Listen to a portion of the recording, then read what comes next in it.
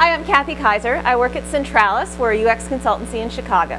As UX professionals, our job is to bring the voice of the user into the product development process. So it made me wonder why so few of us are involved in voice of the customer programs. Well, it turns out that has a specific meaning. It's a Six Sigma management strategy typically led by customer service departments. It involves looking at customer data, making changes, and monitoring the impact of those changes. Does this sound familiar to anyone? This is basically what we do. It's user-centered design. Okay? We watch and listen to our users, we design for them, and then we test our work. So given that, why aren't we leading voice of the customer programs? We should be, right? Well, not so fast. UX is ultimately about making things, right? We design interactions with products and websites, software, mobile. It's a great place to start. Often we have the most direct connection with customers of anyone in the organization.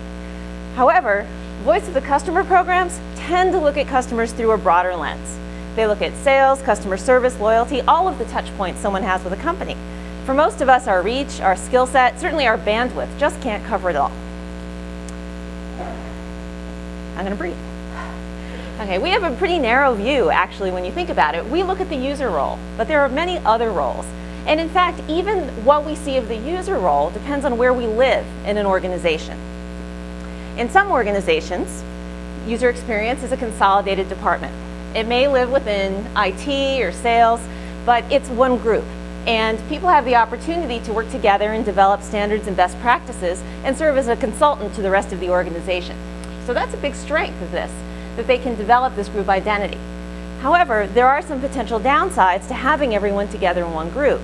They can more easily be marginalized. So we're not on the product team. We don't have any direct accountability. So it's easy for us to be pushed to the side and potentially have no impact. Here's how this goes. The company believes in UX. We have a group. The group wants to do the work, but they're not accountable to product development. So we become a risk. And then important activities like usability testing sometimes don't happen. So there is another approach. It's a distributed model. And here, individual UX people are embedded with the troops on the product team. Now they are accountable. Now they're in the meetings. Now they have the opportunity to really impact the solution. There is, of course, a downside to this as well. We end up always working alone.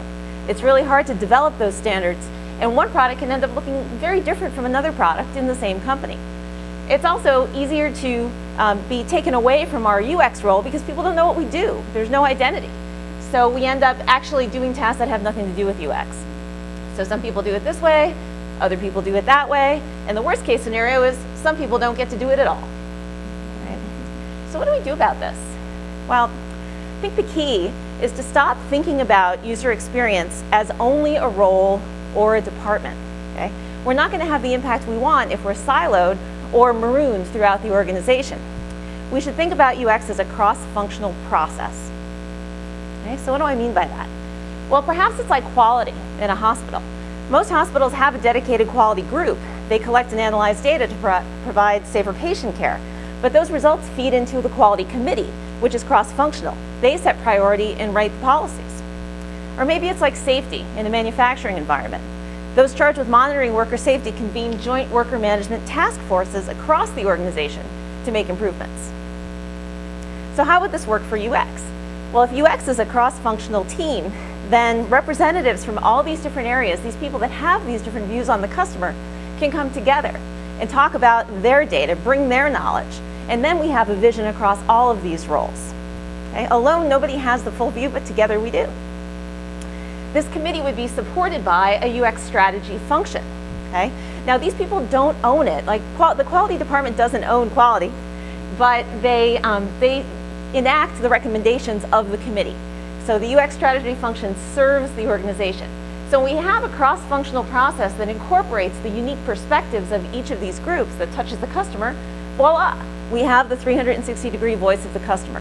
And this is the opportunity to really produce something that's going to address customer needs. So how is this going to happen?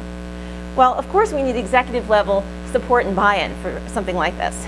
But more importantly, what we need to do is value the contributions of each member of the team. So often UXers feel like they're at war with other departments. We need to lay down our arms. We need to work in service to the organization so that we can be recognized as someone that can bring the voices together.